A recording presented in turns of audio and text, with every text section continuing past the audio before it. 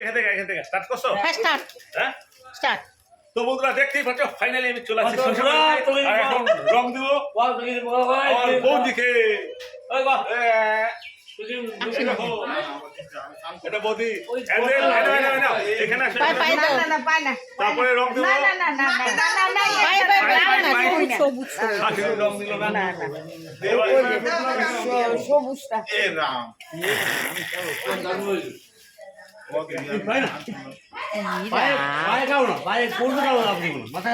Happy Holi পুরা হোলি চলছে আজকে। রাম শব্দ নাই রাম এদিকে ধরো না